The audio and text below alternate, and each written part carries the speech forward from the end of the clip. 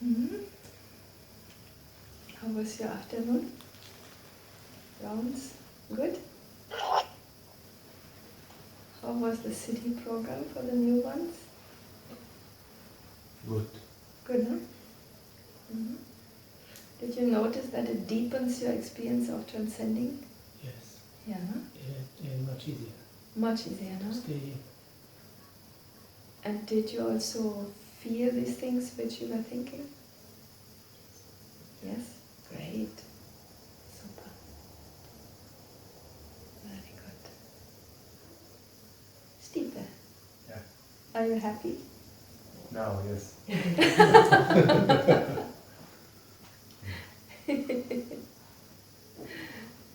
You should always be happy.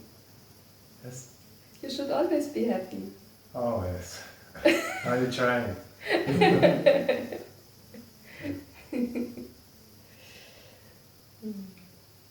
Since how long are you meditating?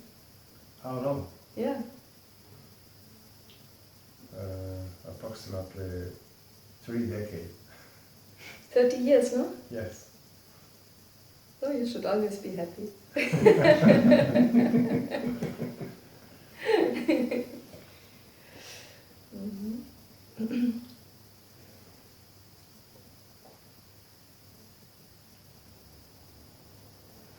Should we look a little bit into higher states of consciousness today?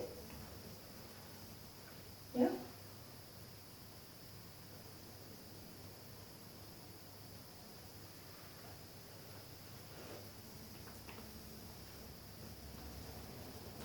So there are 7 main states of consciousness.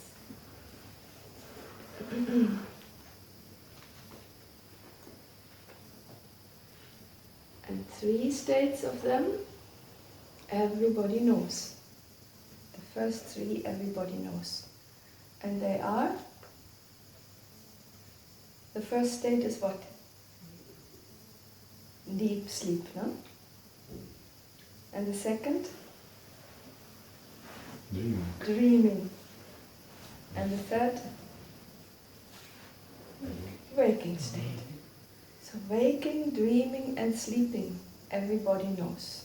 These are the 3 relative states of consciousness. And they're called Jagrat, Swapna and Sushupti.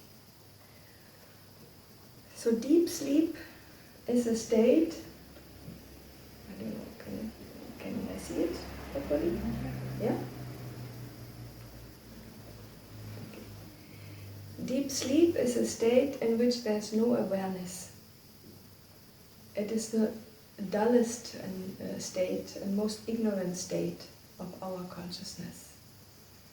In deep sleep, you don't know anything. You don't even know your name. You don't even know that you exist. Everything is gone.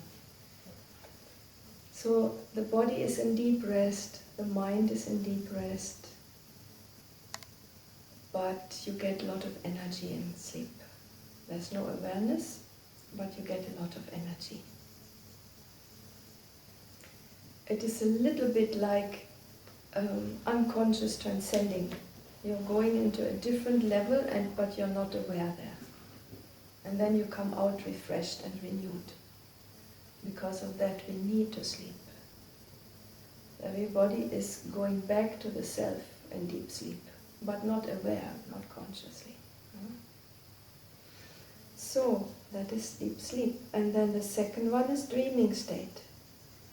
In your dreams, you have thoughts, you have visions, you have conversations, you have feelings.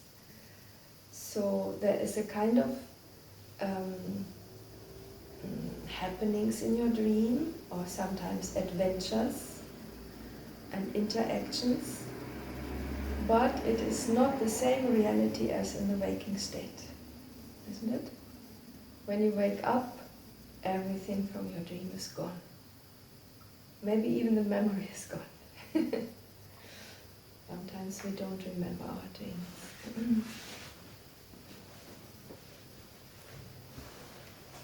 But in dreaming, the body is in deep rest, but the mind is awake. Or not quite awake, but is active. Mind is active and the body is in rest. And then you wake up. Then you're in the waking state, and there you experience a different level of reality, the waking state reality. And some enlightened people from a much higher perspective, they say that our ordinary everyday life is also a dream. Okay, but that you can only say from a much higher level. For us, if we are in the waking state, this is the reality. So from these three relative states, you can already infer that your reality is different in different states of consciousness. Your experiences are different, and your knowledge is different in different states of consciousness. So that's why the wise ones say knowledge is structured in consciousness. Now we come to the first state in which you experience the Absolute. And that's why we could say this is the first state of enlightenment. And this happens every time when you meditate and you transcend. You go into the self.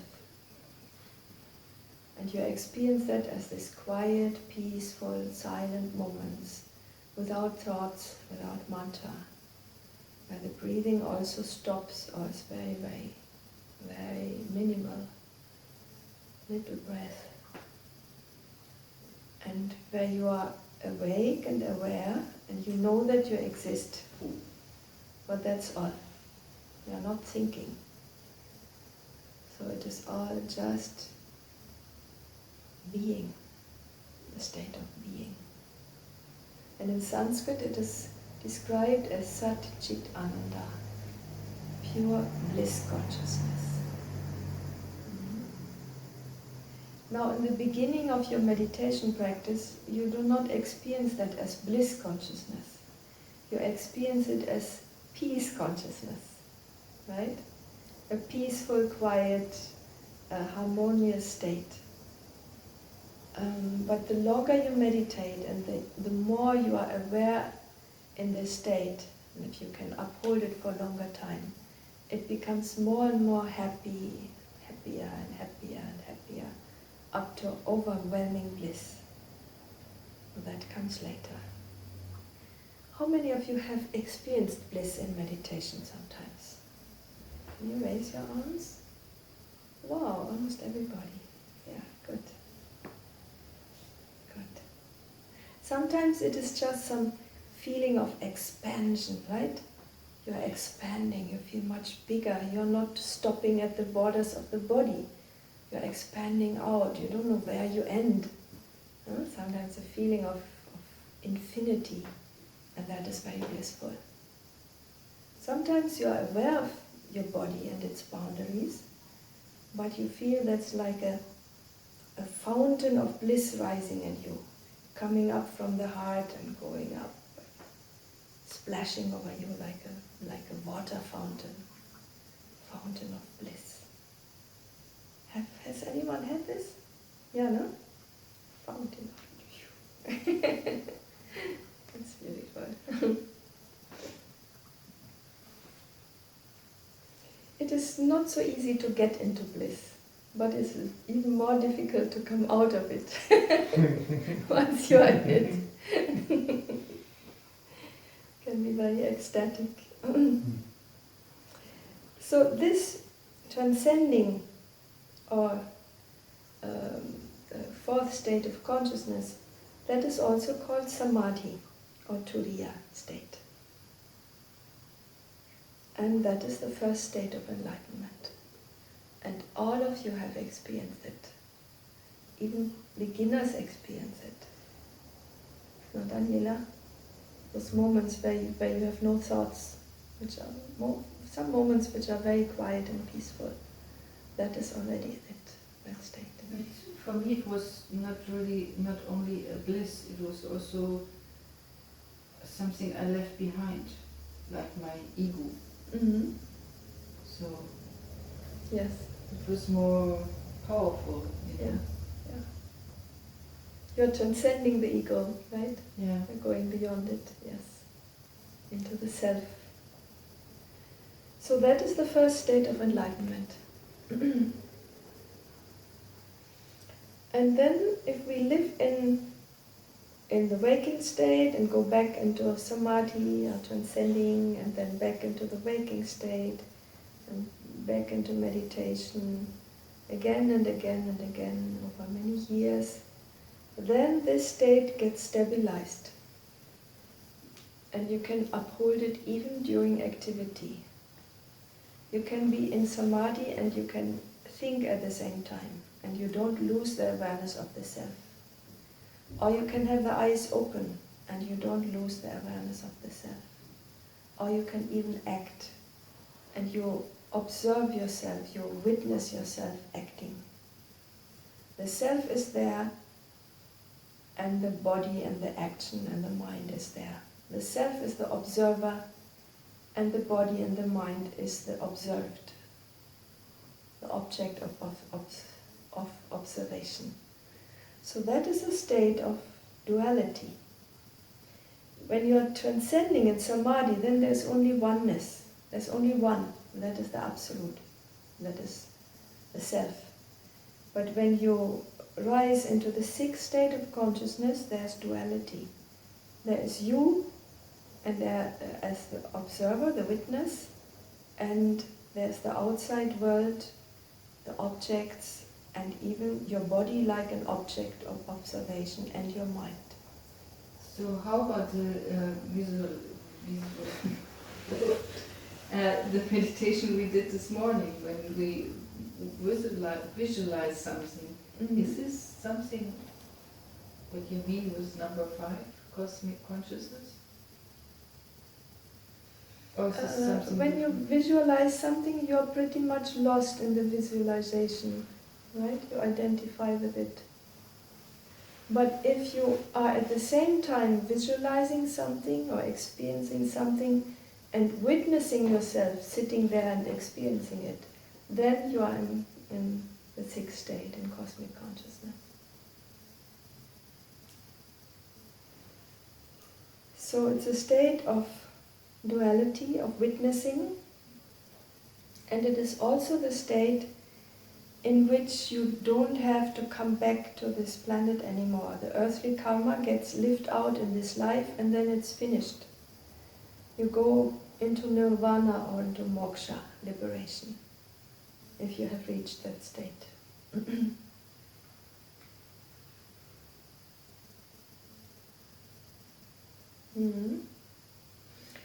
And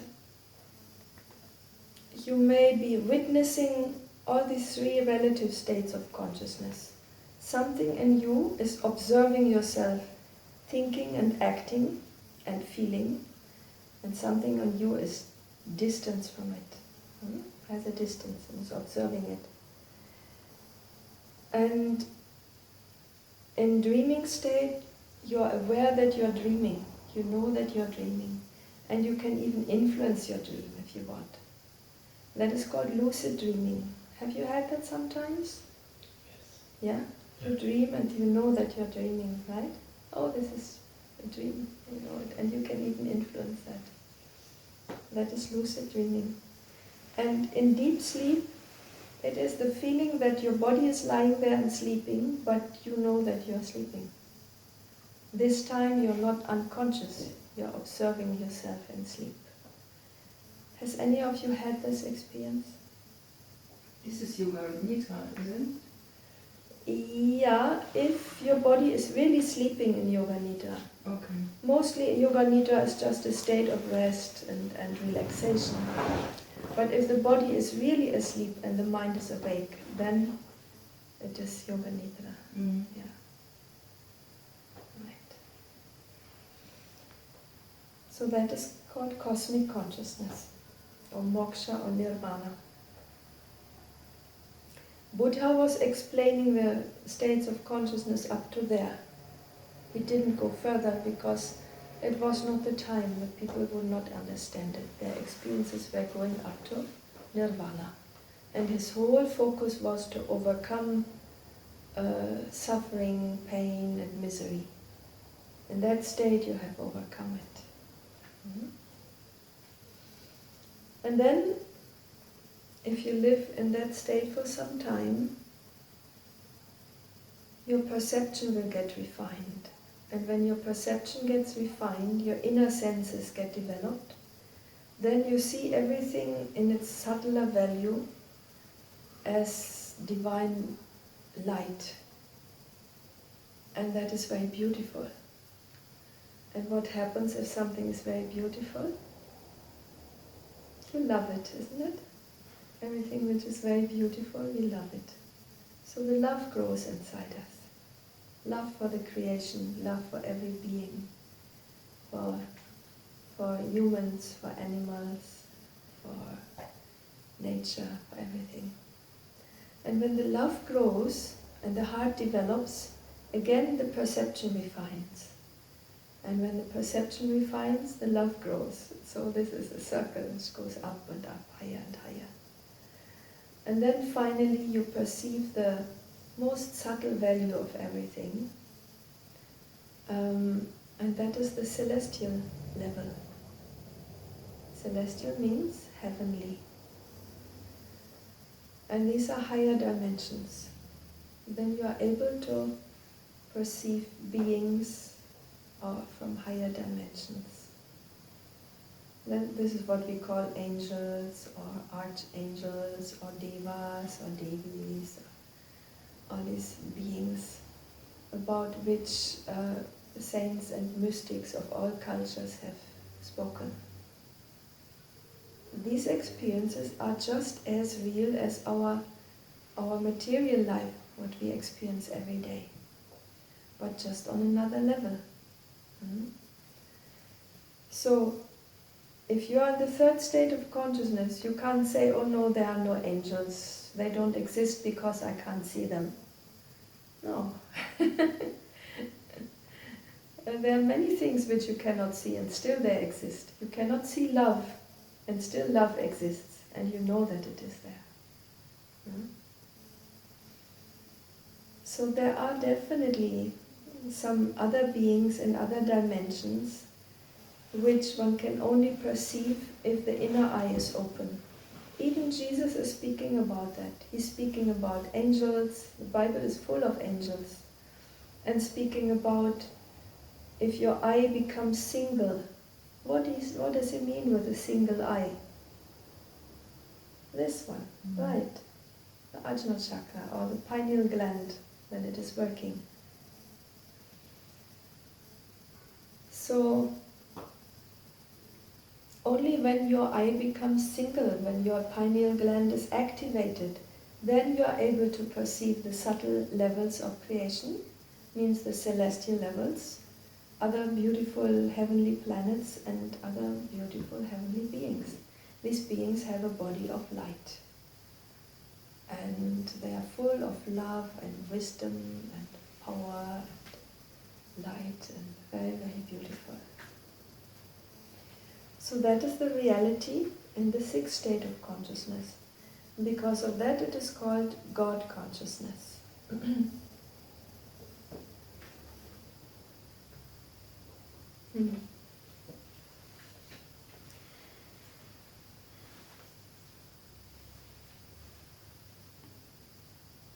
God consciousness. Have any questions? No. Okay.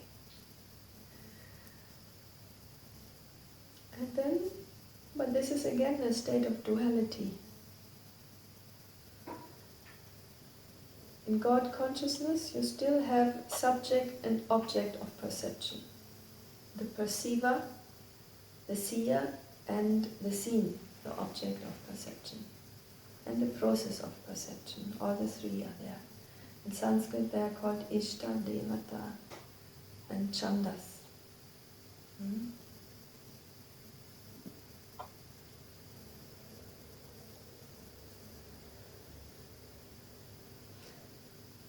No, it was not Ishta Devata, it was, what was it? So that means if you are in the seventh stage, you're always in unity, and before that you are sometimes like in the fourth state.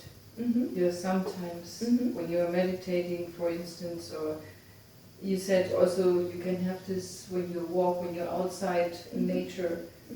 So this is only for just a couple of minutes for a glance, and then it's over.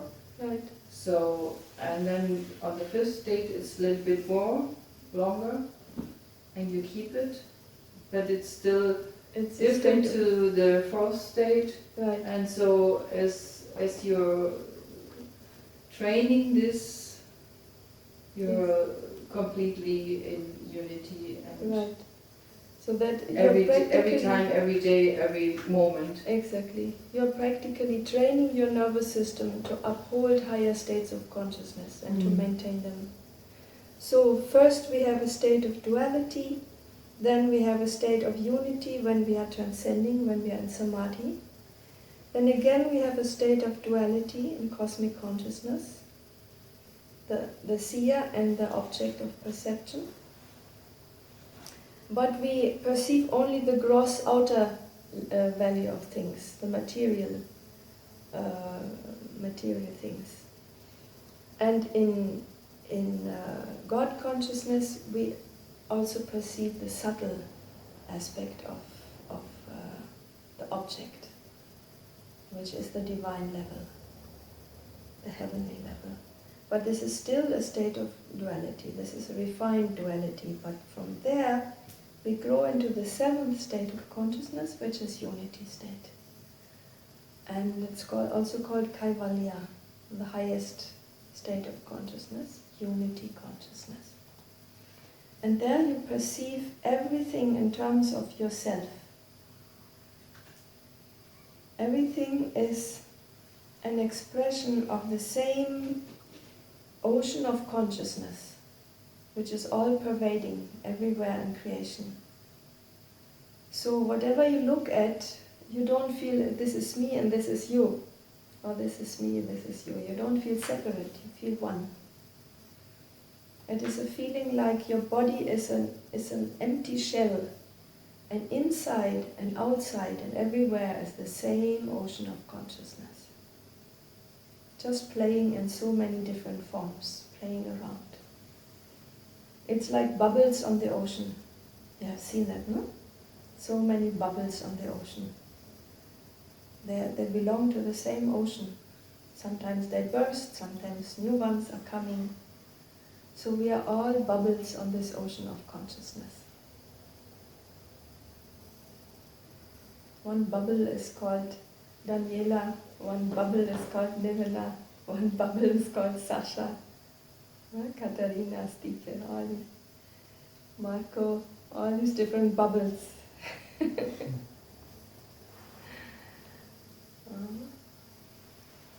Ashtavaka also speaks about bubbles on the ocean. He calls it Buddha. Buddha. It sounds like bubble, isn't it? Yeah. So that is the state of Kaivalya. And the fastest way to this state is the city program. That's why we are doing it. It is like a shortcut. Otherwise it would take very, very long time to get there. But with the city program it's like a tunnel to the goal, or like a shortcut. It goes very quick. Especially the last technique, the last initiation with the levitation. That technique is very, very powerful to create unity consciousness, Kaivalya. And you get that when you don't care about the cities anymore. When you don't need some yogic abilities, you don't care about them. It is said if you don't care about all these abilities and these special skills, then they are running after you.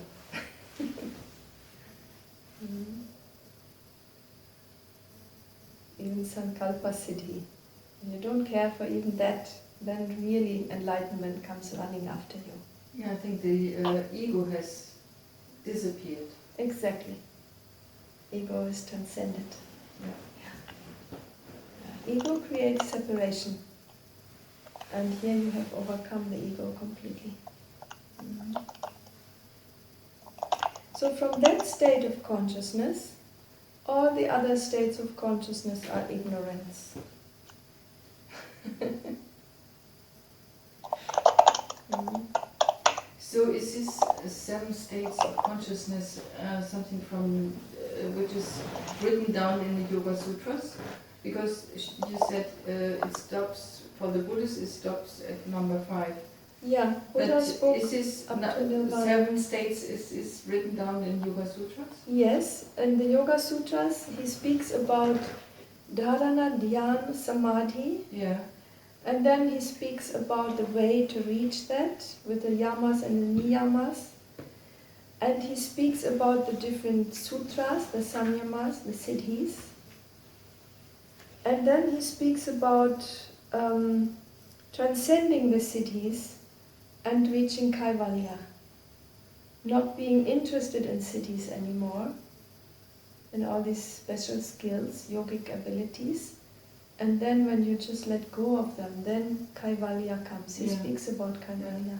Ja, Maya ist ja der Schleier. Ich weiß jetzt das englische Wort nicht. If you see this fog, you know, if you have fog You surrounds mean you. the illusion? Yeah, illusion. Maya is illusion, Yeah. yes.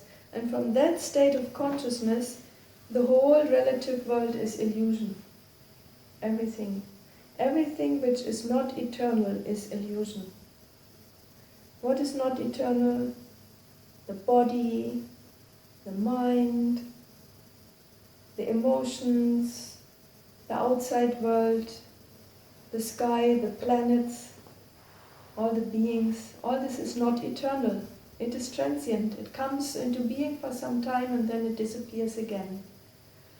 So all this, from that perspective, all this is illusion. Even the heavenly worlds and the angels and the gods, also illusion. That's why they call it Yoga Maya. This is a subtle kind of Maya, more enlightened kind of Maya. So beings who experience only waking, dreaming and sleeping, who are not meditating, they live in a gross kind of Maya, material world. And the yogi lives in the more subtle kind of Maya, but it is still Maya from the perspective of unity consciousness. Can I ask one more question? Yeah. Because I just read a book about a woman who was enlightened in very high level, and she said in her book that when she was in this state, she couldn't do anything. She was so full of bliss. She couldn't even ride her car. She couldn't go to the supermarket to do some just simple shopping. She was just, like this, and then she fell down again, but really hard. And it was just, as I understood, it was just be in a blissful state, and then she fall down, and she was down again, and she always said meditation helped her a lot when she was, back to normal, as one can say in this situation. Back to the normal state of ignorance, right? I don't know. She told, she wrote in this book so many things I never heard, and she spoke to God and so many things. I can't, how can I judge about this? I just read it and I thought, what an awful state. If you are in Kamaya state, you cannot drive, you cannot go shopping, How can you survive? If, she was divorced, she was living on her own, and she said, it was horrible. And if you don't live somewhere in an ashram and someone takes care of you, or it's just for me. It's quite a challenge. Yeah. Yes. Well, actually, I could write such a book also, as well, because, as you know, I lived like that for 2-3 years also, withdrawn from the world. But and I was also constantly in contact with all these divine beings and constantly in bliss, the whole day sitting in Samadhi. But I was lucky. I had a husband who was taking care of me. Yeah. So I didn't have to do anything else. I was allowed to sit in Samadhi the whole day. And part of the night also, right?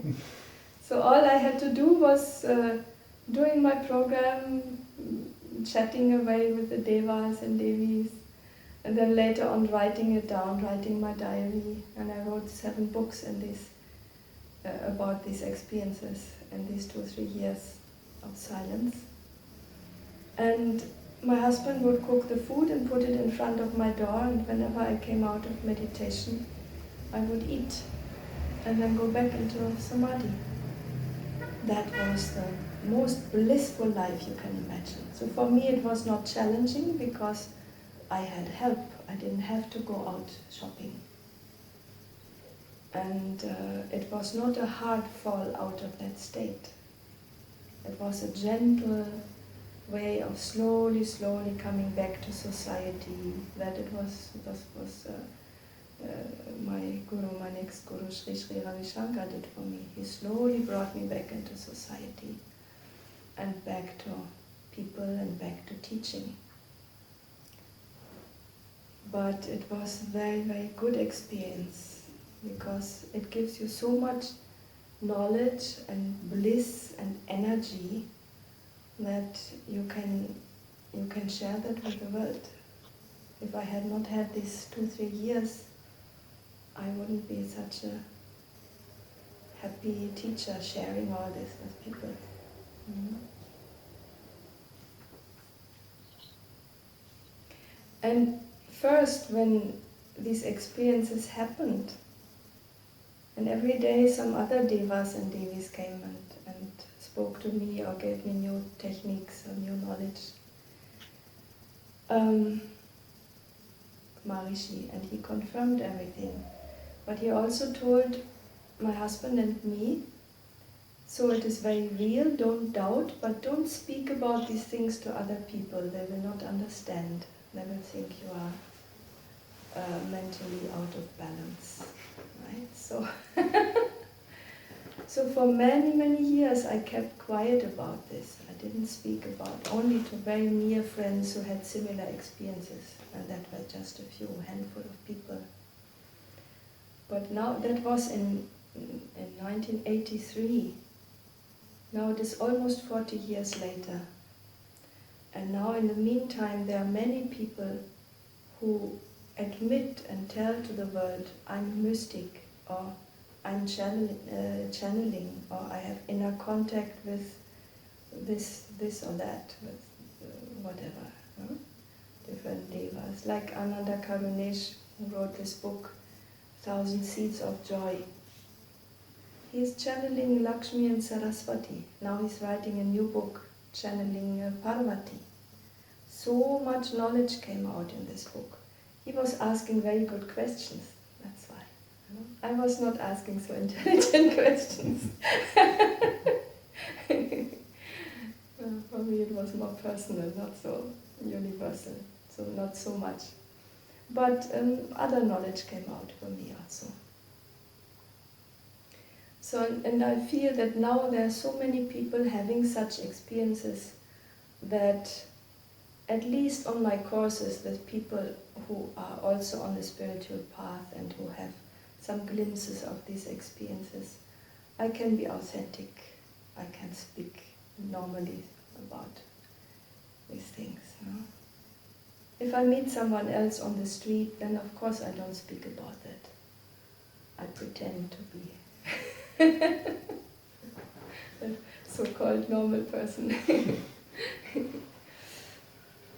Even though I don't agree with our values about normality, you know, because I don't think it is normal for a human being to be stressed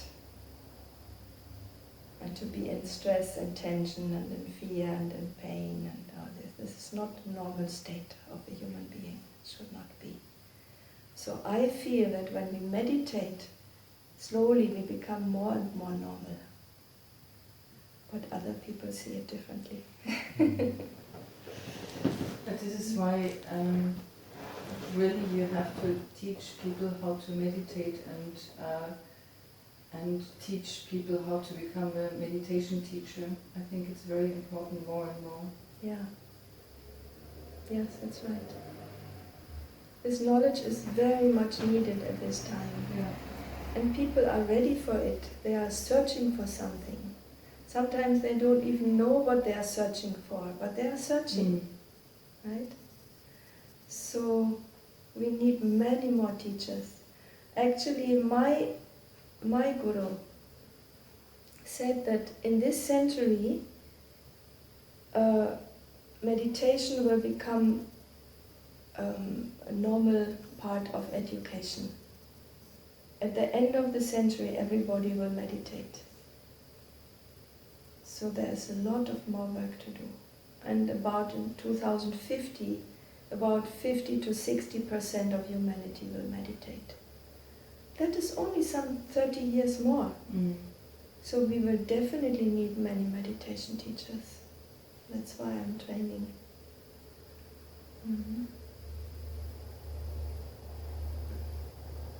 And we just said last night, no? Or today we said it's the most fulfilling work to do. Nothing could be more fulfilling. If somebody comes to the course with so much fear and anxiety and such a long face and so much worries, and then after a few days goes away from the course with such a big and happy smile, nothing could be more rewarding than that, no? Yeah.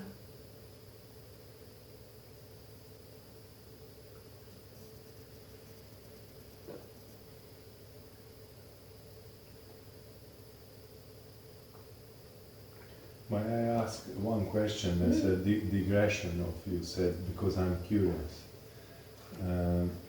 I would like to know about the demonic world. Is that the demonic world only on earth, or there is in the higher plane of consciousness also? Not in the higher and the lower ones. I mean in more subtle. Subtle, yes, but on the lower vibration than humanity, human beings. Is there any place like hell? Well, Earth is a part of it. Yes, I know. I know.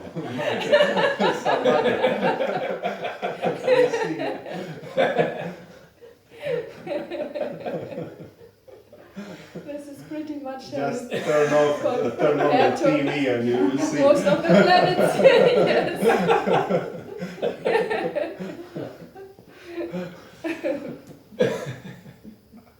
The Maharishi said once that about 2/3 of humanity comes from lower species, has incarnated from either the animal kingdom or from demonic worlds. 2/3, that's pretty much, no? That's like 66%, almost 70% of humanity. That's why we have so many problems on this planet, no? But there are also many people who have incarnated here from heavenly worlds. All of us definitely, coming from some higher vibrations. Angel beings. And you can notice, you can verify if you are such an angel being or angel soul by one simple thing. If you feel that somehow you don't feel at home on this planet, like this is not my home, I don't belong here, where am I, what is this? the world should be full of joy and love and peace and beauty. What is this plan? What is going on here? If you feel like a stranger in this world, then you're one of these angel souls who have incarnated here. And there are many, many. I think about 20 to 30% are coming from higher planes. Especially all the spiritual teachers are coming from higher planes, higher worlds. Mm-hmm. How many of you have this feeling sometimes that you don't belong here? You feel like a stranger. Huh? Everybody. Mm.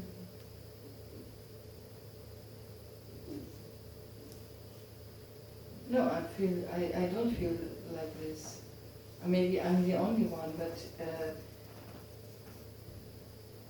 I see so much beauty outside. I see so much beauty around me, surround me, and sometimes maybe I create my own world. I think. Very good. Yes. It's just like this.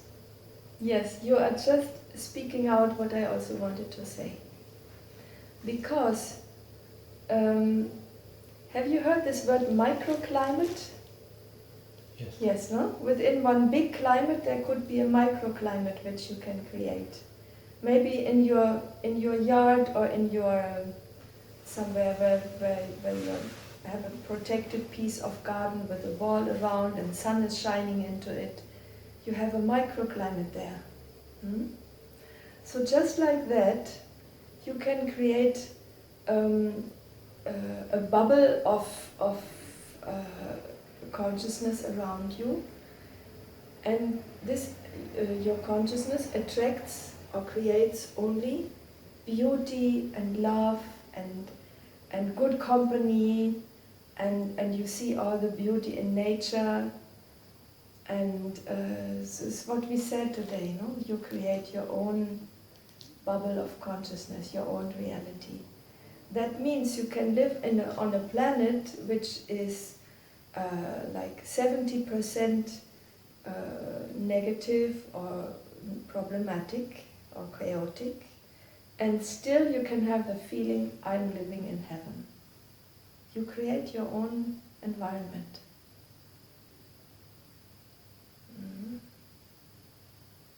The creative intelligence creates its own environment. And this is very good that you said that. We should always focus on the positive things in our life, and then this grows.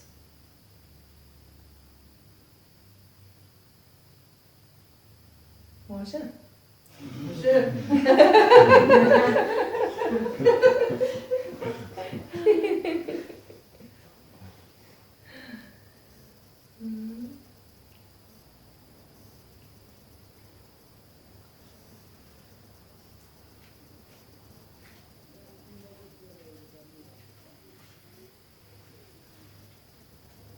But it is a very good time to be alive here. An excellent time. In such a time as this, where there is a shift of the ages, from Kali Yuga to Satya Yuga, or from the 5th root race to the 6th root race, which is higher developed. Such a time is very problematic and delicate to keep the balance on earth, but it is also a huge chance to get more knowledge, to get higher states, and to get enlightenment. It's an immense chance for humanity. It is only because of this shift of the ages that many great enlightened teachers have come down to the planet right now. There are so many great enlightened teachers which have incarnated.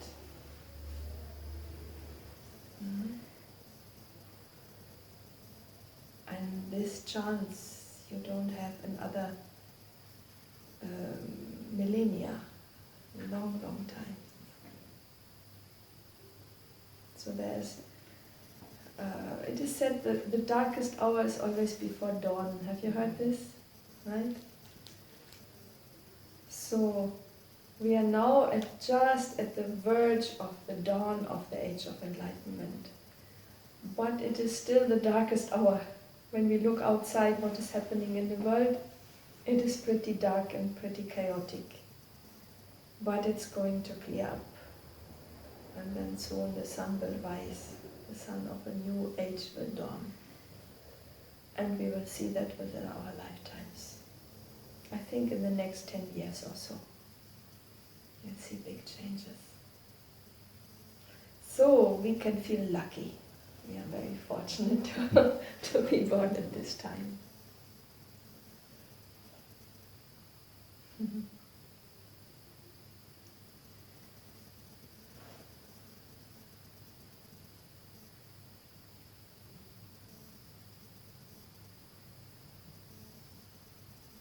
Avril, what do you say?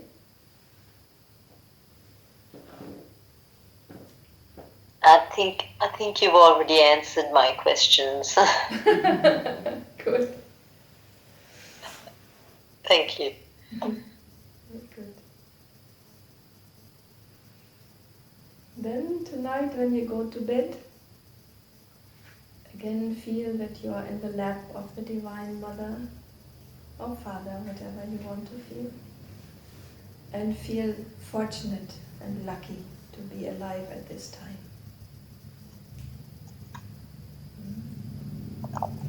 Grace flows to the grateful.